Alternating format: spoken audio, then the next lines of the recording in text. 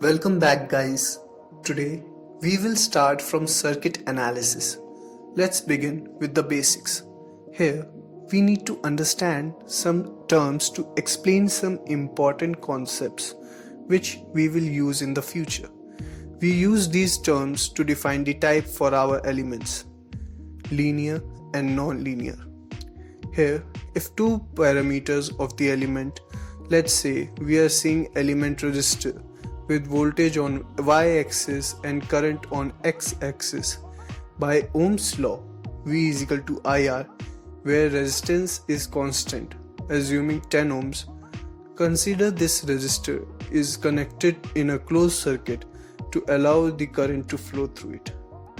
We observe that when we increase the voltage, the current is also increasing and we see a straight line.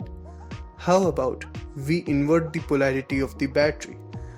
Now, with increase in voltage, we see increment in current in the negative direction.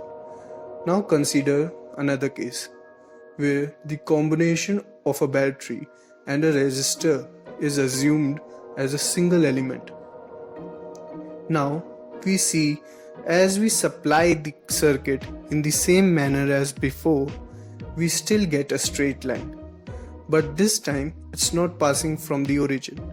Now see a new case where resistor is connected along with an ideal diode. Hence, due to this, only one quarter will show the graph. Observing all these three cases, the first case is only considered as linear and the other two as non-linear. This concept is determined using the term linearity. In a pictorial way, a graph which is a straight line passing through origin and reaching to infinite from both ends is known as linear. In mathematics, a system to be linear requires to be homogeneous and additive in nature, but we will study mathematical way in some other video. Linearity is shown by all three passive elements in their Ohm's law. However, we must keep in mind that no such thing in universe exists to be linear. Take the first case of resistor.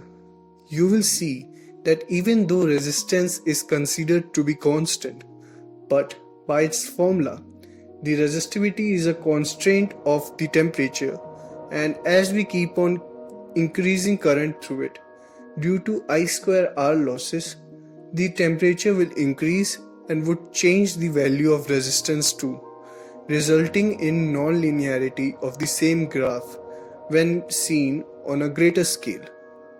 Because of this, we understand that the resistor is linear locally, but globally it shows non-linear characteristics.